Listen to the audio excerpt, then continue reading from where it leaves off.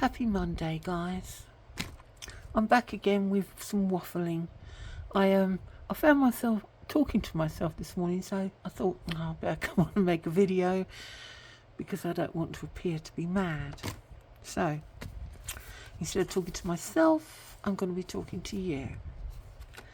Right, now, the weather has been so hot that I've not been very productive at all. And now that it's starting to cool down, I really miss not playing with paper. So I thought I'd come on and I'd show you what I've got planned for the month of July, because today is the 29th of June and I just know today and tomorrow is just going to fly by. So I thought that I would come on and show you what I intend to be doing in the month of July. Okay, well, first of all, let's move these little bits and bobs out of the way. And next month, I intend to do a bit of reading. Now, I try to find books that are, I don't know, not necessarily quirky, but maybe just a little bit different and something that I haven't read before. You know, I'm a bit fed up with the same crime procedural stuff and the same fantasy tropes and everything. I just want something different. So I picked up this book called The 10th Life by Michael J. Owen. And amazingly, it's about cats. Oh, I think I put my cup on that one. I'm so naughty. I hate it when I mark brand new books with a cup of tea. Oh, so bad. Right. Well, first of all, let's just look at the cover. I mean, isn't that fantastic? A cat staring out of the door. That's so sweet. And it's a lovely, was it rose petal finish cover? It's really nice. Anyway, back to the storyline. It's about a pandemic. Ha ha ha. But after the human pandemic, there's a cat pandemic. And the cats either die, poor souls, it either, takes them, or it makes them super intelligent. And of course, people don't like that, so they're trying to catch all the super intelligent cats and do nasty things to them, like people do. Well, anyway, I think that's the best. I'm not going to tell you any more than that. I have actually read a chapter, but I'm going to put that down for a couple of days and wait for July to read this. It's a self-published book, and make of that what you will. I mean, they can be good, they can be bad, they can be indifferent. I don't know. But I like the premise of it, and I've enjoyed the first chapter. I mean, this isn't Plato, this isn't sort of Shakespeare, this is just a story. It's just a tale. Is it the greatest writing in the world? I'm not sure yet. I doubt it. But a self-published book it is. But the storyline seems excellent to me. Different. I mean, if you want to read this, pause and read this blurb on the back of the book, you can. Anyway, that's my first book for July. And my second book for July is Lazar by Neelio Biderman. This is a translation from German, so, I don't know. Translations are never quite the same, are they? Bless them. They try, but it never quite captures the nuances of a language, does it? But anyway, everyone's going crazy about this, apparently. I mean, I didn't know this because I don't really, participate in any booktube or anything bookish online. I just see a book and think, oh, that sounds interesting. It's been likened to a fairy tale, but I don't know, people got funny ideas of fairy tales, so I don't know. It says, the snow of a dying century still lay on the edge of the dark forest when Lachos von Lazar, the translucent child with water blue eyes, first glimpsed the man he would believe to be his father for his whole life and beyond. It's set in Hungary at the turn of the century.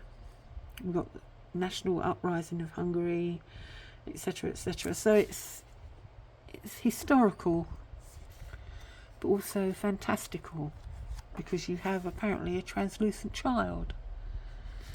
Isn't there a medical thing where people could be quite translucent? I think there is. So possibly that might not be anything too untoward. But anyway, yeah, everyone's raving about this, and the guy who wrote it he's only 23. And as you can see, you know, people are saying, an astonishing book, a truly great writer steps onto the stage. Yeah, I'll be the judge of that. But anyway, I'm looking forward to it. And it's got a horse on the cover. I mean, who doesn't like a horse on the cover? So anyway, that's my 2 books for July. Okay, that's enough waffling about those. Let's move on to other books. My book, the book that I went crazy with. I might have to stand up and adjust the camera for this because it's huge. Hang on. I'm trying to not wobble the camera. Okay. Here we go. It's like the Death Star coming in at Star Wars, isn't it? Look at this. Yeah, I think I'm going to have to adjust the camera. Hold your horses, folks. Let's bring this up and see how we get on. Hope that's okay for you. Oh gosh, hang on, I'm stuck all these office chairs. They've got a mind of their own, haven't they? Like, they don't want to move. Oh, come on. It's a good job you can't see me. I'm in a mess. Right, this is my gigantic. Oh, let's take you up again. My gigantic A2 sized book. It's got a nice spine on it. Oh my goodness. I'm so sorry, guys. I didn't realise when I started making this it would be so difficult to show you. But anyway, this is my book. And what fun I had cutting out a cover in relief for this. We've got like a central diamond with the 4 corners. Down here is a space for text of some sort. Nice spine. I'm sure it'll crack nicely as I go along. And oh my goodness, I deckled all the edges. Look at that. Of course, that gave me the problem of all the pages not being the same size. Ha ha. Yeah, one problem leads to another, doesn't it? Okay, let's see if I can get that down there again. See if I can straighten you up. So sorry, guys. Right. Now, I've only prepped this. This isn't going to look, you know, it's not going to be all this everywhere. Although I do like all this everywhere. This is glue. But I do have my dry pastels in various colours to use on the covers to make it look old and distressed, which by the time I finish playing with it, it probably will look old and distressed. Oh, I can't open up there. Here we go. I think I'm going to have to get a bigger desk, aren't I? Right, so I hand painted the, well, sort of marbled the end pages, like so. Believe it or not, this is all black and different browns, but they intermingled. It became the most beautiful opalescent purples with some greens as well, which is very nice. And everybody thought that I had deliberately done a universe theme, you know, like the Horsehead Nebula and what have you. And I told them no, that was just pure luck. That's just how the paints sorted themselves out. Anyway, oh, this thing is so big. As you can see, there's loads of room in here for sticking things in. There's a nice gap between the signatures, which is going to allow me to shove all sorts of crazy good things into this. At least that's my aim. It's going to take quite a while. And me being really stupid, because I've got an idea in my head that I wanted a frontispiece on the book. If I can get this up. And I thought, oh, I don't want just to print something out and put it on there. So I did a load of silly little sketches. Well, they're not that silly. They're sort of foliate, and I haven't finished the bottom. I've just marked out the centre for the text, which is all in pencil, so I can just remove at any time. But I have marked in. I have started. Oh, if I can get this to focus to. Oh, so sorry for the wobbles. I've started to use pen and ink to put down the lines for the basic design. This side I haven't touched yet. So I've got a couple of moons down the bottom, which you can't see. Moons down the bottom. Foliate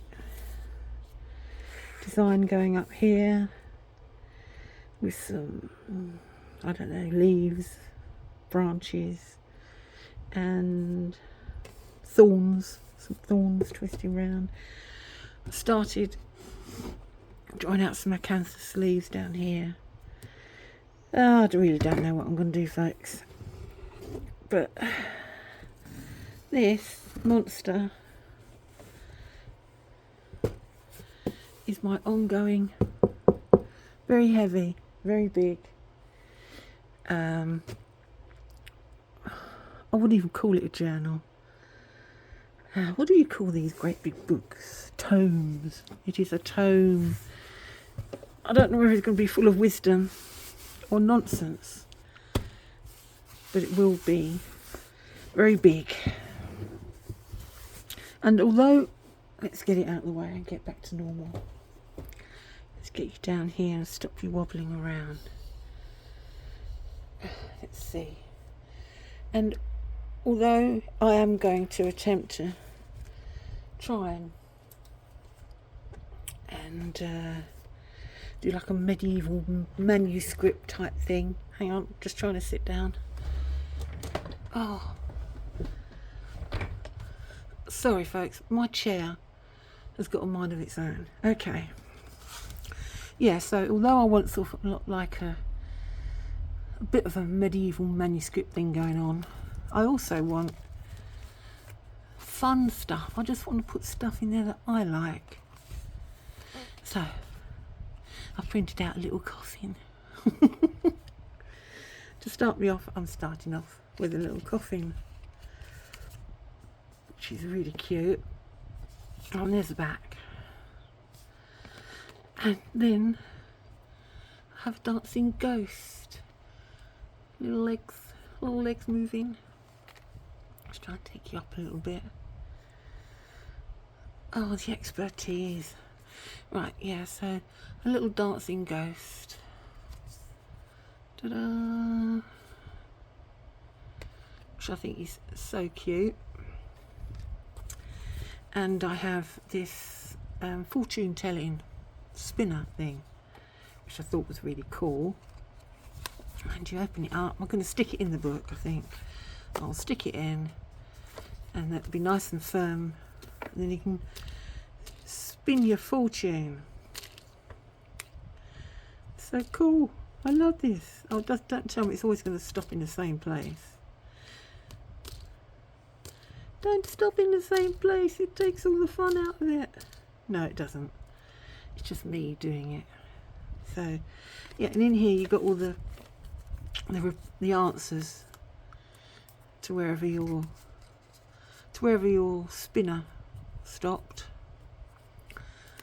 I haven't read them all really. I thought it'd be a surprise to find out what it says. Shall I do a spin? Right, what have we got? We got number 10. We got number 10. So today, get out of the way or get run over. Okay. Get out of the way or get run over. Well, I'm not planning to go out, so I don't think I'll get run over. So obviously it means something else, doesn't it? Or it means nothing at all. But anyway, that's just a bit of fun. And these are the other things that I'm going to cut out and hopefully include in my book. This is another dingle dangle dolly. You cut him out, stick him together, and he's got little dangly legs. It is actually Jacob Marley, but I just thought it was such a great image. He'd look great dangling on my book. So he's going to be going in. And this is going to be a fortune telling fan. You get 6 pieces. Let's see if I can show you.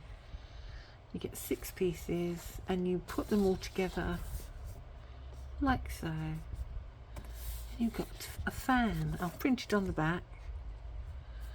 So it's just a question of cutting them out and putting them all together, and I will have a fan. This is just a little foldy haunted house, which I'm not sure about, actually. We'll see if I use that or not. Oh, here are all the little bits of ephemera that go with this fortune telling booth, which I will have to cut out and put together. I think it's pretty much going to sort of be like the one I've already made, but just different design really. But I thought that was fun. Oh, and these are the backs of these. I can pick them up. Why is paper so hard to pick up now? And my hands are just so dry. Right, these are, you can either make these into a tiny little fan, or you can just make them and clip them all together. And you have all the major arcana from a tarot deck. So not sure what I'll do with these, but I will play around and see what I can come up with. Okay, so that's like the more interactive pieces. And then I have my bestiary. I sort of want I want to include funny little animals and magical fairy tale type things. So I found this excellent kit where it's just got all these different animals and themes in it, and I thought, oh, these are brilliant. You know, you can play around with these. I mean, I love the castle. That's my sort of place. And I'm just going to tell little stories about them, because I like a bit of storytelling. I'm no writer, but you know, you can write a few paragraphs about something, can't you? And entertain yourself. And these, I mean, I'm going to try and give all the little creatures names and personalities and things and places in their world, you know. And these ones I've called the Kumbayas. this little family here of lovely ladies are called Kumbayas. I think I wrote it on the back as well, didn't I? Yeah, there it is on the back. I wrote on the back there. So they have a personality developing. I haven't found anything for these yet, but it'll come to me. I don't believe that I've come up with any names for these either. Look at those little kids. Another great house. And an owl in costume. Oh, nice. Right, what is this? What is this? Oh yeah, more little creatures that I'm going to develop their story. I think I've only got a name for one of these so far. Oh, I'm sorry. Sorry. Yeah, I've only got one name so far, and that is the little fish type, lizard type thing, dragony thing, and his name is Pachadouli. Don't know what his story is going to be, but it's going to be interesting. And for some weird reason, my printer threw out 2 of these pages. No idea why. Oh, some more creatures. Oh, and some gnomes. I'm going to do like a gnome family tree.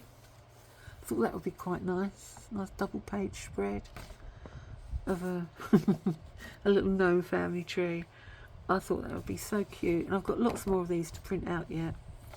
I haven't named any of these. Oh, hang on, I named this one. What's his name? Oh yeah, Mildrum.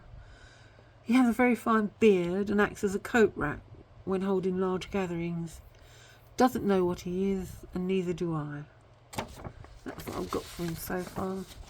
But you can see the coat rack thing coming in very useful, can't you? So that's Mildrum. So yeah, so that's some of my creatures that I'm going to be writing about. What else have I got?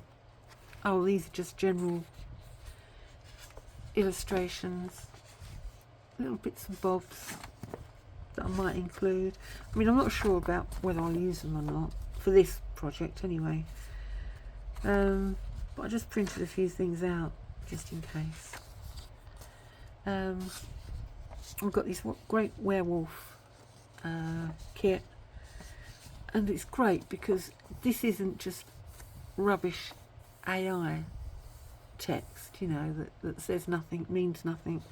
This is actually written. Somebody's written this, and I think that's important. Can't stand AI. It's so hard to find kits now that aren't AI generated, and they're just, everything is beginning to look the same. No matter what the subject matter, they all look the same. I can't put my finger on it. But yeah, so anyway, these are all real text. You can sit and read this, and it tells you about the werewolf curse. And oh, this is a lycanthropy ritual, a transformation beyond flesh. I doubt whether I'll be taking part in that, but you can read about it. I wonder if somebody actually drew these images, or whether these are AI as well. I don't know, it's so hard to find out as well. Yeah, more werewolf information, including a list of historical werewolves. Quite interesting. What next? Oh yeah, just some weird medieval type images of people from around the world, or what they thought people looked like from around the world. Excuse me. I've got botanicals, which you can't read about because I've realised that it's all AI generated. So, although I know that to be a rose, it doesn't tell you that it's a rose. And I love this little fella. I don't know what he is, so I can make up a story about him as well. But yeah, so all these botanicals that I thought were actually prints from an old book or something, are in fact all AI generated, and you can read no information whatsoever about all the plants that it shows you. How useful. What's this? Oh, more unreadable botanicals. I think they're nice though. I love the images, but oh, you can't read. It's all made up rubbish. And the plants don't really look like anything, do they? No. Well, I don't mind that. I don't mind that they don't look like real plants. But you'd think they'd make up a story about them, wouldn't you, to fit the image, rather than just, you know, pretending that it's all real. Yeah. I'm getting grumpy, aren't I? I don't mean to get grumpy. Right, okay. So, that is a few extra pages that I've printed out with some ideas. And I've done at least a dozen tea stained, coffee stained pages, which I don't know what I'm going to do with. I'll either write a letter, or I'll write a story and perhaps fold it up and tuck it into the book as if it's a, you know, I don't know what you'd call it, a thing that you stuck into a book,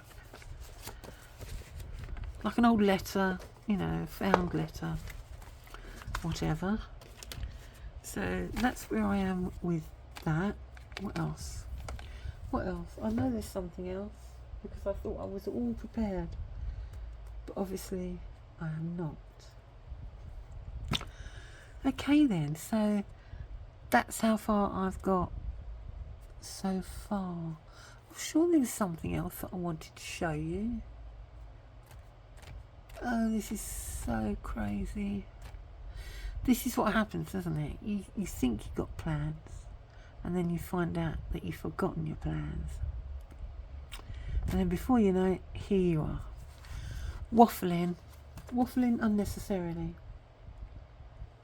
Anything else? No, that's it. If I can remember anything else, I'll come back with it.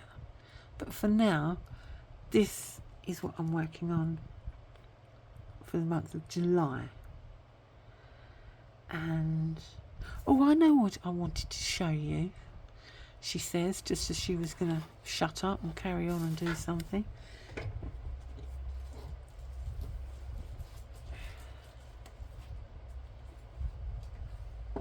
I'm going to have to pause you for a moment. I'm back. Wow, another huge book. I treated myself to two gigantic, really heavy, fabulous books concerning Guillermo del Toro. And this is all from the Frankenstein film, which I thought was absolutely fantastic. Although it wasn't a great film. I sort of expected more from the director. But there you are. I will say no more at the moment, because I did enjoy the film and it was beautiful. Beautiful to look at. Oh gosh, these books are so heavy. Oh my goodness. And following on with my Guillermo obsession, I finally picked up his Cabinet of Curiosities book. I love his work. I find it really scary and odd, and I wonder what his mind must be like to imagine these creatures and situations. But I do love the work that he produces, so it's kind of, and these are all the things that he had in his house. I think he sold lots of it, but his house was literally like a creepy museum. And I think he found a lot of inspiration from all these old things, but all these things that were made like mannequins of characters that he'd produced His whole house was full of it. And the whole place was absolutely incredible. This is mainly his work, and he, you know, about his inspiration, who inspired him, things like that. I mean, who has a staircase like this? I mean, can you imagine that, getting up in the middle of the night to go to the loo and you're confronted with all this? You'd stay in bed, wouldn't you? Or get an ensuite.